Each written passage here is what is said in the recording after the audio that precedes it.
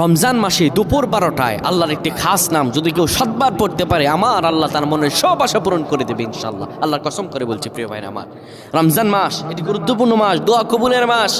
রমজান শাহরুর রমাদান, এই যে রমাদানে আল্লাযী উনজিলা ফিল কোরআন, আমার আল্লাহ কোরআন নাজিল করেছেন। সুবহানাল্লাহ, কোরআন নাজিলের মাস রমজান মাস।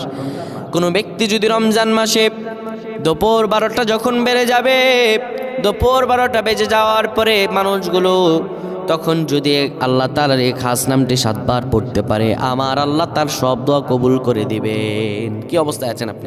সন্তান কথা শুনছে না, বিদেশে যাচ্ছেন কিন্তু যেতে পারতেছেন না, কোনো আয় উন্নতি নেই, ইনকাম যা করেন তার চাইতে আরও বেশি খরচ হয়ে যায়, বিপদের পর বিপদ, আপনি বিপদ থেকে উঠতেই পারতেছেন না। এই আমলটা করেন, এই আমলটা করেন আজকে, আল্লাহ তাআলা আপনাকে ফলাফল দান করে দেবে ইনশাআল্লাহ। সপ্তাহখানেক আপনি ফলাফল পাবেন ইনশাআল্লাহ।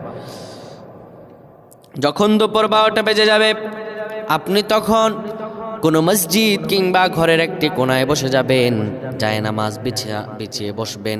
এরপরে আপনি 10 বার দুরূদ শরীফ পড়বেন। এরপরে আপনি 7 বার পড়বেন আর রহমান আর রহমান আর রহমান। এরপরে আবার 10 বার দুরূদ শরীফ পড়বেন, 3 বার ইখলাস পড়ে আল্লাহ তাআলার কাছে দোয়া করবেন।